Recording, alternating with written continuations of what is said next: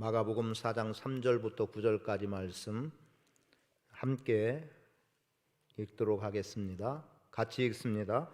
들으라, 씨를 뿌리는 자가 뿌리러 나가서 뿌릴새 더러는 길가에 떨어짐에 새들이 와서 먹어버렸고, 더러는 흙이 얕은 돌밭에 떨어짐에 흙이 깊지 아니하므로 곧 싹이 나오나 해가 돋은 후에 타서 뿌리가 없으므로 말랐고, 더러는 가시떨기에 떨어짐에 가시가 자라 기운을 막음으로 결실하지 못하였고, 더러는 좋은 땅에 떨어짐에 자라 무성하여 결실하였으니 30배나 60배나 100배가 되었느니라 하시고, 또 이르시되 들을 귀 있는 자는 들으라 하시니라. 아멘. 농부하는, 즉 농사하는 농부에게 있어서 가장 중요한 것은 자신이 씨를 뿌리고 땀 흘려 수고함에 대한 결실이 얼마만큼 드러나느냐는 겁니다. 그래서 얼만큼 결실되었을 때 만족하기도 하고, 또 기대하는 것만큼 미치지 못할 때에 슬픈 마음을 가질 수밖에 없겠죠. 씨나 밭이라고 하는 것은 열매를 맺는 데에는 절대 필요한 부분입니다.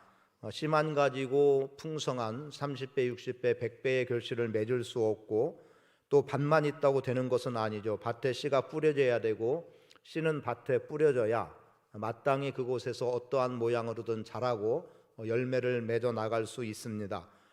물론 외부적인 영향도 있습니다. 많은 비로 인해서 싹이 썩어질 수도 있고, 또 땅에 휩쓸려 나가서 결과적으로 결실하지 못하는 경우가 있을 수도 있겠고, 또 너무 가물어서 타 죽는 것 때문에 도무지 열매를 기대할 수 없을 수도 있고, 또 이만큼쯤이면은 이런 결실을 맺을 수 있을 것이라고 하는 커다란 기대를 하는데, 정작 열매가 다 익어갈 때쯤 이제 막판 햇빛만 따뜻하게 잘 비춰지면 될 거라고 생각했는데, 원치 않았던 태풍이 몰아쳐서 다 휩쓸리는 상황들, 우리나라의 현실의 문제인 것 같습니다.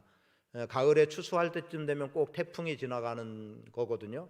그래서 벼들이 다 쓰러지고, 저는 벼농사를 가장 익숙하게 알고 있어서 그런 것들을 보게 되는데, 제가 이 본문의 말씀과 연관해서 여러분들과 나눌 때는 그 당시에 씨 뿌리는 상황의 배경을 설명을 드렸었습니다. 여러 차례 반복해서 말씀을 드렸죠. 그랬던 이유가 뭐냐면, 어떤 정신없는 농부가 씨를 길가에다 뿌리고 돌밭에다 뿌릴 사람이 어디 있느냐는 거죠. 가시떨기 자체에도 뿌리진 않겠지만, 가시떨기라고 하는 것은 나중에 그 씨앗과 함께 자라면서 함께 자라날 수 있기 때문에, 가시떨기라고 하는 것은 후에 생겨질 일이겠지만, 길가나 돌밭이라고 하는 것은 씨를 뿌리는 그 당시 그 시점의 문제인 겁니다. 그래서 딱딱한 길가에다가 씨를 뿌릴 턱이 없고, 그리고 또 뻔히 돌밭이기 때문에 여기에서는 열매를 기대하기 어렵다는 게 예상되고 있는데도 불구하고 거기에다 씨를 뿌릴 이유는 없습니다. 경작을 하겠죠. 딱딱한 밭이면 그 딱딱한 밭을 쟁기질을 하든 아니면 곡괭이로 하든 분명하게 부드러운 흙으로 바꾸고 거기에다가 씨를 뿌리는 게 당연한 거고요. 비록 나중에 거기가 길처럼 돼서 또다시 짐승들이 다니고 우마차가 다녀서 다시 길같이 돼서 뿌려봤자 아무런 소용이 없는 상황이 될지 모르겠어요. 그러나 분명한 것은 길가밭이라고 여겨지는 곳이면 분명히 갈아엎고, 그리고 흙을 잘게 부수고 필요하면 물을 더 주고 해서 그 다음에 씨를 뿌려도 뿌릴 겁니다. 돌밭이면 어떻게 하겠습니까? 돌을 다 걷어내겠죠. 그리고 나서 좋은 흙으로만 보여질 때, 설령 좋은 흙이 아니라고 하더라도 그래도 돌이 다 제거됐으니까 어렵겠지만 여기서도 열매는 맺을 수 있겠다라고 보여져야 뿌릴 것 아니겠습니까? 그래서 우리가 기본적으로 갖는 것 가운데 하나는 그런 거였어요.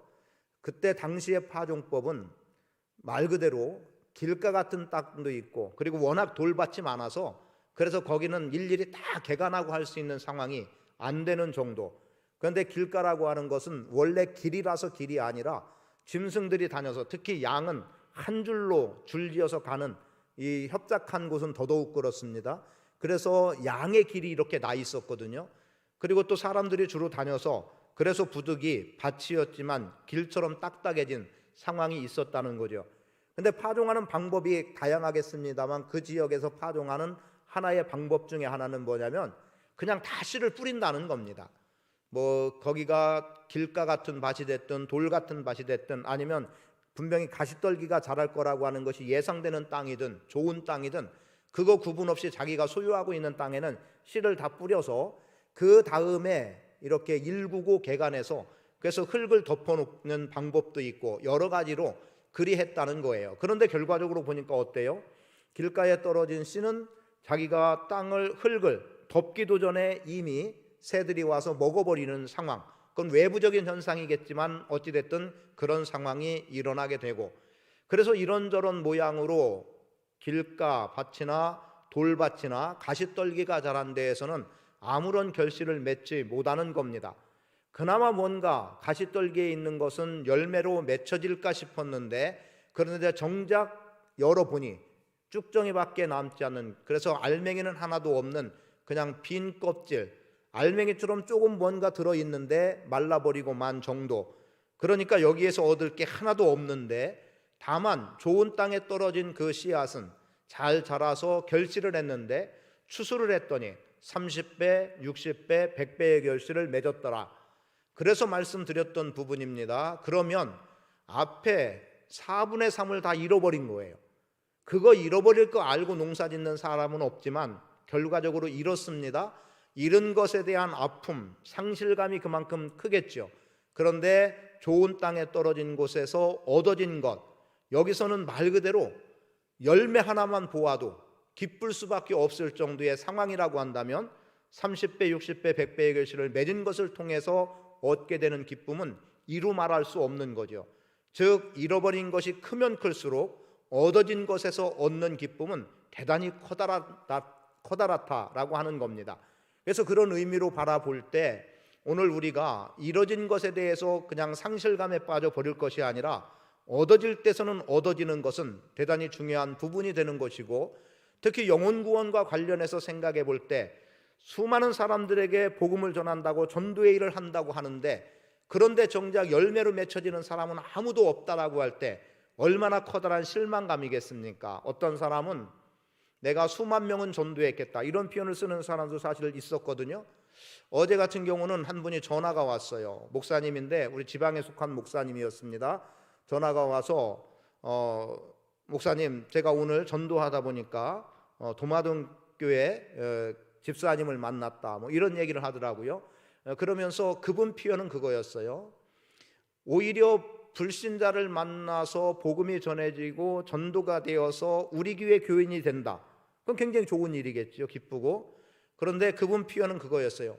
목사님네 교인이 여기까지 있는 것에 참 기쁘고 좋습니다 라는 거였어요. 제가 의외의 소리를 들은 거죠. 물론 만난 자체의 기쁨은 있겠지만 그런데 목사님네 도마동교회 교인이 여기까지 있는 것에 참 본인이 기쁘더라는 거예요. 우리의 대개 생각은 어떻습니까? 우리 교인이어만 기쁜 것으로 생각을 하는데 그분은 우리 교인이 어디에 있는 것에 기쁨을 갖고 저한테 일부러 전화를 해준 거예요.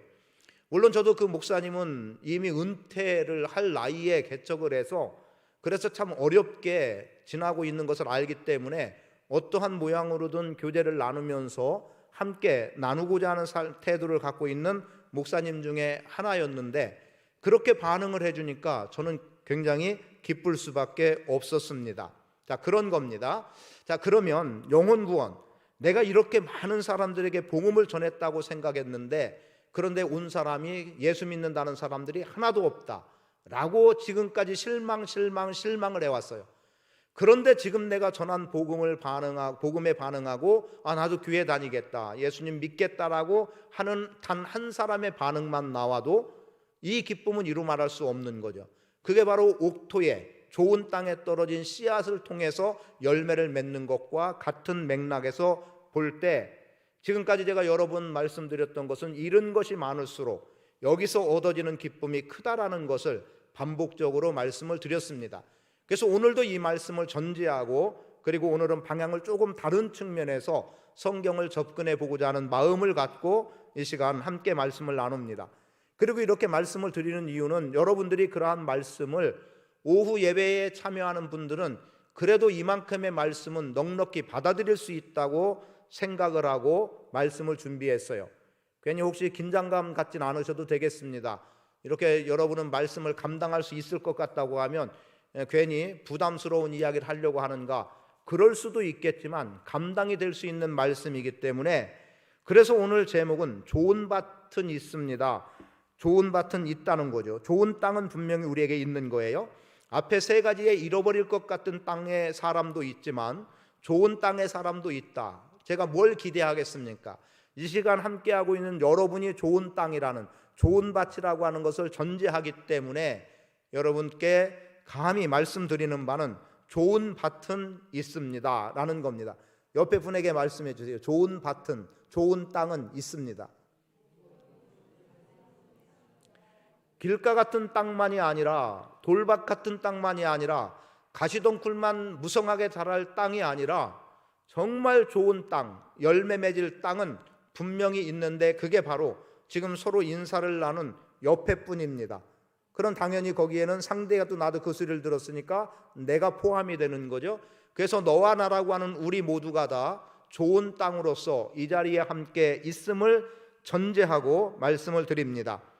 자, 첫 번째 주어지는 말씀이 뭡니까? 말씀 속에 이렇게 진행이 되죠. 들으라, 씨를 뿌리는 자가 뿌리러 나가서 뿌릴새. 첫째, 더러는 길가에 떨어짐에 새들이 와서 먹어버렸고. 자, 씨를 파종했어요. 뿌렸습니다. 뿌렸는데 새들이 와서 먹어버렸어요. 그러면 이건 뭐 싹을 내볼 틈도 없이 그냥 모든 게 다 사라진 상황 속의 내용이죠. 그런데 제자들은 이 비유에 대해서 정확히 알지 못했을 때 예수님께서 이들에 대해서 그 말씀을 해석을 해주고 계세요. 그래서 예수님이 말씀하셨고 예수님이 그 일에 대해서 친히 해석하신 내용이 뭡니까? 자, 15절, 말씀이 길가에 뿌려졌다는 것은 이들을 가리킴이니, 이들이라고 말하는 건 사람 아니겠습니까? 곧 말씀을 들었을 때에 사탄이 즉시 와서 그들에게 뿌려진 말씀을 빼앗는 것이요. 자, 이것을 하나님의 말씀으로 전제하고 복음의 말씀으로 전제할 때 지금 말씀은 분명히 떨어졌어요. 아니면 설교의 말이라고 할 때 이 설교는 분명히 저의 입술을 떠남과 동시에 여러분의 귀에 들려짐으로 이미 설교의 내용은 떨어지는 겁니다. 그런데 이 길가에 떨어졌다는 사람들에 대해서 말씀은 떨어졌는데, 그런데 새들이 즉시로 와서 그것을 먹어버림으로 인해서 거기에 대한 해석은 사탄이 즉시 와서 그들에게 뿌려진 말씀을 빼앗는 것이라고 표현되고 있는데, 무엇을 말하겠어요? 들려졌어요. 근데 들려져서 이것이 내 귀에서 유익함으로 작용하기도 전에 어떻게 되는 겁니까? 이 말씀이 들려진 내용이 다 사라져버리고 마는 거죠. 그냥 잊혀졌다는 표현이 될 수도 있겠고, 내 마음으로 와닿지 않음으로 인해서 나와 전혀 상관없는 무관한 말씀으로 받아들여질 수 있을 겁니다. 그런데 사탄이 와서 라고 표현하는 것들을 본다면 사탄이 우리에게서 그 말씀을 빼앗아가는 경우도 있지만 우리 스스로가 그 말씀을 받기를 거부하는 거죠. 너 그거 하는 말 뻔한다는 거죠. 나는 그것은 수용할 수 없다는 거예요.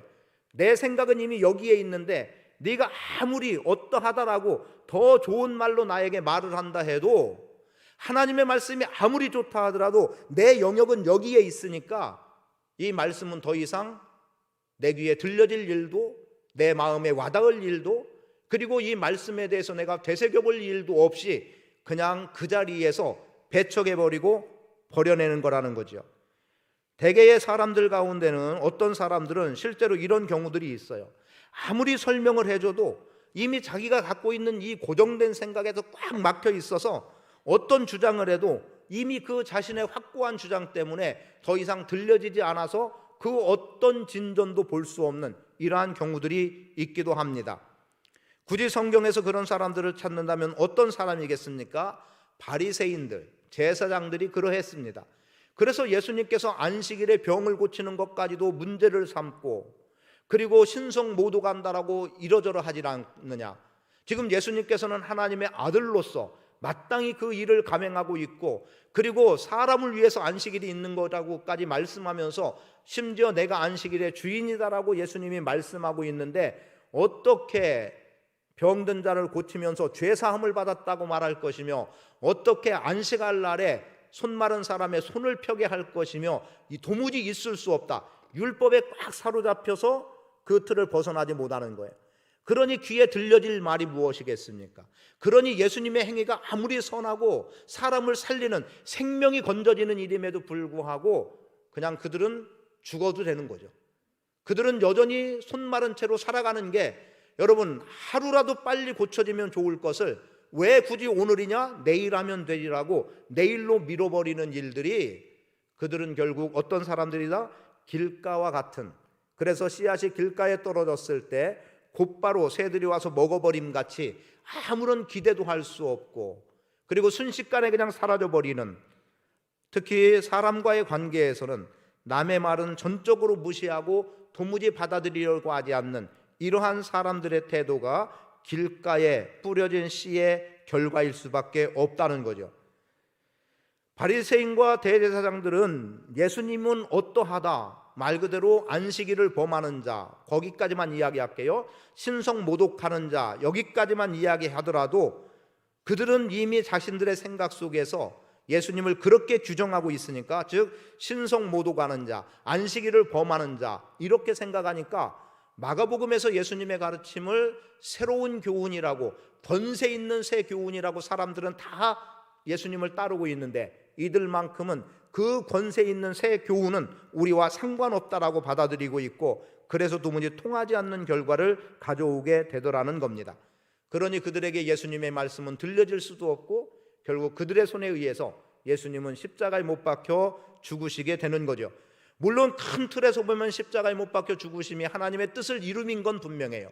그러나 바리새인과 대제사장들 또는 서기관들, 특히 바리새인들과 서기관들에게 예수님이 뭐라고 말합니까?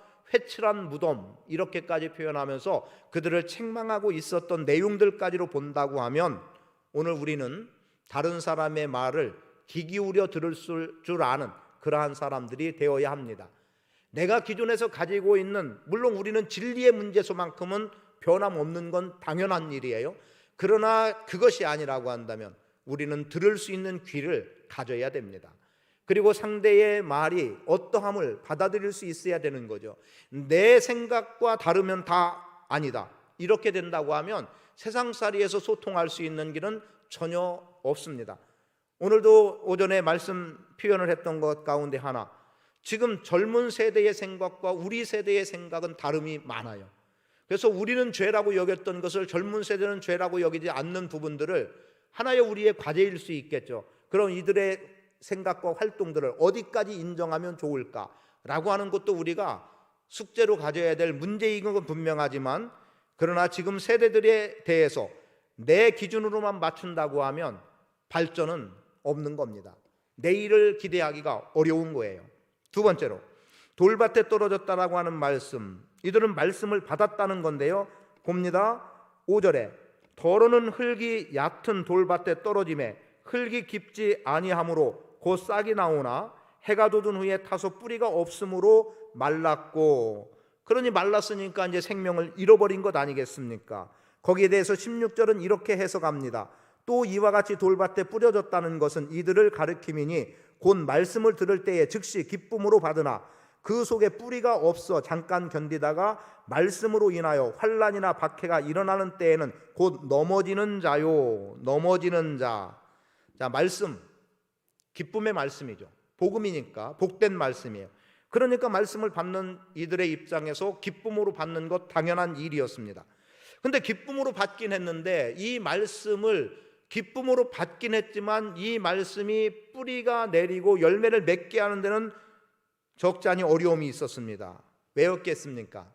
우리의 삶으로 돌아본다면, 좋은 말, 그래, 듣기 좋은 말, 그죠? 사람들이 보통 말하는 것 가운데 말은 참 좋아, 아니면 어떤 사람에 대해서 그 사람 말은 참 잘해. 그럼 말은 참 잘하는데 어떻다는 거예요? 부정적으로 말하면 말은 잘하는데 말대로 생활하지 않는다, 살지 않는다는 의미가 담길 수 있는 거죠. 그러면 말씀은 기쁨으로 받았는데 그 말씀이 별 유익이 없는 거예요. 나에게 유익이 없는 거예요. 그러니까 어떻습니까? 싫다는 거죠. 그래도 나에게 유익이 되면 좋을 텐데 유익이 되지 않으니까 굳이 내가 이걸 받아들일 이유가 뭐냐는 거예요. 듣는 건 좋은데 사는 건 싫은 거죠. 이렇게 하라는 말씀이 참 소중해요. 아, 그래, 그렇구나, 이런 말씀도 있구나, 아, 맞아, 그리스도인이라면 이렇게 살아야 되는 게 맞구나는 동의는 되는데 정작 내가 그렇게 살아가려고 하다 보니까 불편한 게 한두 가지가 아니겠죠. 어쩌면 가시떨기에 떨어진 나무의 비유와도 연관이 될 수 있겠지만, 그러니까 나는 더 이상 듣는 것만으로는 족하다, 나 그거 요구하지 마라. 실제로 제가 겪었던 분 중에 하나는 서울 쪽으로 교회를 다니던 분이었는데 그 교회가 대전에도 지교회가 있었어요. 대전 사람들을 위해서 교회 하나를 개척하게 됐어요. 그 전에는 버스 몇 대를 가지고 서울 쪽으로 올라갔었습니다. 그런데 그 중에 이제 집사님 하면 저희 교회를 나오게 됐어요. 나오게 됐는데 저한테 첫 만남 속에서 예배 후에 이제 잠깐 이야기를 나누는 속에 뭘 얘기했냐면, 목사님, 저한테 성경 공부하자는 말은 하지 말아주세요. 이게 조건이었어요. 자기가 우리 교회에 나오는 조건을 성경 공부하자는 말은 말아주세요. 왜냐하면 그거는 어렵다는 거죠. 그냥 교회 예배만 나오겠다는 거예요. 그래서 어찌합니까? 그냥 그렇게 받아들였죠. 그런데 많은 시간까지는 아니지만 한 3년 정도 지난 후에 결국은 그 성도는 함께 더 신앙생활할 기회를 갖지 못했습니다. 그런 저희 교회적인 상황, 이전하는 문제도 있었고 여러 가지가 있긴 했었습니다만, 그러면서 제가 느꼈던 게, 깨달은 게 뭐였냐면, 어차피 떠날 사람이라면 말씀을 제대로 가르치고 그런 가운데 떠나면 다른 데서도 제대로 신앙생활을 할 텐데 라고 하는 후회 같은 것을 제가 갖게 됐어요. 그래서 아예 안 나올 거면 지금부터 안 나와도 좋다라고 생각을 하고 성경 공부를 하자고 제안을 하고, 그래서 말씀에 제대로 들어가서 계속해서 신앙생활 할 수도 있고, 그리고 정말 성경 공부 때문에 불편해서 하다가 떠난다면 그래도 당장 내일 떠날 건 아니잖아요. 지금 떠날 건 아니니까 그럼 얼마 기간이라도 제대로 말씀을 가르쳐서 신앙생활을 하는데 도움을 줬어야 되지 않았는가라는 생각을 해본 적이 있습니다. 자, 신앙생활, 이걸 교회생활이라고 할게요. 교회생활 하다 보면 어떻습니까? 불편한 거 한두 가지가 아니죠. 이거 해라 저거 해라 참 많습니다. 가장 우선적으로는 뭡니까? 주일 성수해라. 주일은 잘 지켜야 된다는 거죠. 또 11조 생활해라, 성경 읽어라, 기도해라, 또 이것에 봉사하고 저것에 충성하라. 이건 싫은 거예요. 듣는 말씀은 좋은데 내가 그 듣는 말씀을 가지고 삶에 적용해서 어떻게 살아가면서 열매로 나타내기는 원치 않는 사람들이 있을 수 있는 거지요. 그런 사람은 돌밭에 뿌려진 씨앗과 다름없는 겁니다. 사실상 이렇게 하면은 목사 책임을 회피하는 것 같을지 몰라도 씨는 동일한 씨예요. 씨에는 문제가 없었던 거예요. 그런데 밭이라고 하는 이런 사람은, 이 사람은으로 표현되어지는 그런 사람, 그들 가운데는 돌밭 같은 사람도 있다는 거죠. 저는 원하기는 이 길가밭과 돌밭에서 말씀드리는 바는 다른 사람 말에 잘 귀 기울일 수 있는 사람이 되자라는 것과, 그리고 하나님의 말씀은, 복음의 말씀은 내가 듣는 것으로 끝나는 것이 아니라 듣고 행함으로 나가는 것이 필요하다. 그래서 삶으로 살아가서 열매를 맺을 수 있도록 해나가야 된다는 것을 말씀을 드립니다. 이거 하라 저거 하라 하는 거 그거 싫으니까 나는 교회 다니기 싫다, 나는 그만하겠다. 그럼 결국 뭐예요? 죽고 마는 거예요. 말라 죽는 결과를 보고 빼앗기는 결과를 보는 거죠. 세 번째, 가시떨기를 보겠습니다. 가시떨기에 대해서 말씀합니다. 뭐라고 기록하죠? 7절에 더러는 가시떨기에 떨어짐에 가시가 자라 기운을 막음으로 결실하지 못하였고, 그리고 18절의 해석은 또 어떤 이는 가시떨기에 뿌려진 자니 이들은 말씀을 듣기는 하되 세상의 염려와 재물의 유혹과 기타 욕심이 들어와 말씀을 막아 결실하지 못하게 되는 자요. 저는 여기서 이 가시떨기와 관계된 것에는 그렇게 보고 싶습니다. 이들은 말씀을 받고 말씀대로 살려고 노력을 해요. 그래서 적용해서 뭔가 열매를 맺을 것 같은데, 그런데 이것보다 더 좋은 것들이 나를 유혹하는 거죠.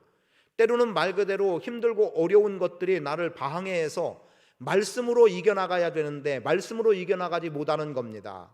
예수님은 말씀으로 이기셨죠. 그죠? 돌을 떡으로 만들어서 먹어라. 그때 예수님은 사람이 떡으로만 살 것이 아니요 하나님의 입으로 나오는 모든 말씀으로 살 것이니라고 하는 말씀으로 이겼습니다. 여러분들의 삶 속에서 그렇게 말씀을 적용해 나갈 일들이 사실은 성경에 많이 있습니다. 힘들고 어렵고 두려움에 있을 때 우리는 최소한 두려워하지 마라, 내가 너와 함께 하매니 놀라지 마라, 이런 말씀이 될 수도 있고, 여호수아에게 말씀하셨던 것처럼 너는 강하고 담대하라, 내가 너와 함께 하겠다는 말씀을 붙잡을 수도 있고, 그리고 더 나간다면 이 율법책을 내 입에서 떠나지 말게 하며 그 가운데 기록한 대로 다 지켜 행하라, 그리하면 내가 형통하리라, 이런 말씀이 주어졌으면 어떤 두려움의 대상이 있을 때 하나님의 말씀 속에서 나를 강하게 하는 말씀이 무엇일까를 붙드는 거죠. 최소한 강하고 담대하라는 말씀이 있으면 그 강하고 담대하라는 말씀으로 선포하고 이겨나가면 되는 거예요. 다윗의 말씀을 많이 인용하는 가운데 시편 119편 11절 뭐라고 말씀하고 있습니까? 내가 주께 범죄하지 않기 위해서 주의 말씀을 내 마음에 새겼습니다라고 하는 다윗의 고백처럼 오늘 우리 안에 하나님의 말씀으로 새겨나가기 시작한다면 어떤 일들이 있을 때, 지금 세상의 염려와 재리, 욕심, 이런 표현들이 나온 이런 것들이 있을 때, 만약에 내가 진짜 돈의 욕심, 속된 말로 돈에 미쳐 살아가고 있다면, 돈을 사랑함이 일만하게 악이라는 말씀이 생각난다면 돈에 대해서 우리는 한 걸음 뒤로 물러설 수 있는 힘을 공급받을 수 있는 겁니다. 그렇게 본다면 하나님의 말씀이 내 속에서 살아 움직이도록 하는 것은 대단히 중요한 부분인데, 그런데 지금 말씀은 기쁘게 받은 거죠. 돌밭보다 한 단계 더 나가는 거예요. 그냥 무의미하게 말씀 받은 게 아니라 기쁨으로 받아서 이 기쁨으로 받은 말씀을 내 삶 속에서 살아내려고 애를 쓰고, 그리고 열매가 다 맺어지는 것 같았어요. 그런데 그 순간에 야, 너 이 부분은 어떻겠냐, 여기도 좋은 것 있고, 그래서 영적으로 온다고 왔는데 어느 순간 육적인 것에 돌에 맞아서 그냥 끝나버리는 인생들이 있을 수 있다는 거죠. 그러니까 영적인 것, 육적인 두 가지를 동시에 누리려고 하거나 아니면 영적인 것보다 육적인 것을 더 우위에 두려고 할 때 결국은 가시떨기에 떨어진 씨앗같이 아무런 결실을 맺지 못하는 결과를 가져온다는 겁니다. 그래서 우리가 보는 바 어때요? 콩으로 비유해 보겠습니다. 콩깍지가 제대로 되어 있어요. 그리고 잘 말랐어요. 이제 말랐다는 얘기는 익었다는 의미로 제가 표현하는 거예요. 그래서 이제 누렇게 말라서 아이고 여기서 뭔가 열매를 얻겠구나 하고 타작을 해봤거나 아니면 열어봤더니, 그랬더니 어떻게 돼요? 거기에는 조그만 그냥 씨눈 정도밖에 되지 않는 것만 남아있는 이 결과를 본다면 얼마나 허탈하겠습니까? 그럼 이렇게 표현하면 어떨까요? 그건 성경에서만 하는 얘기지 현실에서 그게 되겠어? 라고 생각한다거나 하나님의 말씀의 능력을 내가 인정하지 않는다거나 한다면 그것은 결국은 가시떨기에 떨어진 씨앗과 같은, 그래서 그런 밭의 사람이라고 하는 것. 그래서 오늘 우리는 받아들였으면, 말씀을 들었으면 세상 것과 끊임없이 갈등 속에서 나가게 되는 것 분명합니다. 하나님의 뜻과 세상의 주장은 부딪힐 수밖에 없고 하나님의 뜻과 내 생각에는 수많은 갈등이 있을 수 있습니다. 그럴 때마다 우리는 내 생각을 접어두고 하나님의 생각에 맞춰야 되고 하나님의 뜻에 맞춰야 되는 거예요. 그런데 그렇게 하지 않는다면 결국은 가시떨기에 떨어진 결과로 인해서 아무런 결실을 맺지 못하는, 결국 우리 자신이 가시떨기 같은 밭으로 살아갈 수밖에 없는, 그렇게 산다면 결실되어져서 열매로 거두고 먹을거리를 공급받기는 어려운 겁니다. 결국 그것도 눈에 보이기에는 열매처럼 보여도 쭉정이기 때문에 결국 거둬들일 수 있는 것은 아무것도 없다. 키질을 하면 다 날아가 버리고 그 키에 남을 수 있는 열매는 아무것도 없는 결과, 혹시 있다 하더라도 날아가 버린 게 더 많고 남아있는 게 더 적은 결과일 수밖에 없는 겁니다. 마지막으로 좋은 땅, 여러분들이 좋은 땅이라는 거였습니다. 좋은 땅은 있습니다. 분명히 좋은 땅은 있어요. 무슨 말이냐? 말씀이 신앙이 되는 사람들이 있습니다. 말씀이 신앙이 되는 사람. 공감하고 싶지 않은가 보네. 저는 아멘을 유도하는 사람은 아닌데 이쯤에서는 아멘이 나와야 사실은 될 것 같은데 왜요? 여러분이 지금 말씀이 신앙이 되는 삶을 살아가고 있다면 아멘 하셔야 되는 거예요. 말씀이 신앙이 되는 삶, 이게 바로 여러분이에요. 이 좋은 땅이 우리 안에 있단 말이에요. 우리 교회 안에 이러한 땅이 있음으로 인해서 우리 교회의 내일이 밝은 거고 우리 교회의 내일은 열매로 나타나지는 겁니다. 말씀이 생명이 되는 거고요. 그런 사람들은 이미 드렸던 말씀 속에서 찾는다면 만족한 영혼의 목마름 같은 사람, 그래서 이미 은혜의 풍성함을 맛보아 그 열매의 단맛을 보았기 때문에 또 그 단맛을 보기 위해서 여전히 갈급해하고 갈망하고, 그래서 더 주님을 찾고, 그래서 여전히 말씀이 내 안에서 살아 움직이도록 끊임없이 말씀을 묵상하고 말씀대로 힘들고 어렵지요. 내가 미련하게 사는 것 아닌가 하는 생각 들어가죠. 그럼에도 불구하고 말씀으로 살아가면 마침내 30배, 60배, 100배의 결실을 하게 된다는 사실입니다. 주님이 추수할 때 가장 씨한 열매로 맺혀질 사람은 바로 여러분입니다. 여러분은 좋은 땅으로서 주의 말씀이 여러분 안에 들려질 때 기쁨으로 받은 사람들이고요. 그 말씀을 묵상한 사람들이고요. 그리고 그 묵상한 말씀이 무기가 되어서 여러분을 요동하고 흔들어 버리고 여러분을 쓰러지게 하고 마른 쭉정이로 남게 하려는 그 순간에 성령의 검으로 말씀되어지는 하나님의 말씀이 여러분으로 하여금 물리치게 하시고 이기게 하시고, 그래서 여러분에게는 무수한 결실, 30배, 60배, 100배의 결실을 맺는 복된 인생으로 서게 됨을 확신합니다. 그렇게 살아가는 복 있는 삶 되시기를 축복합니다.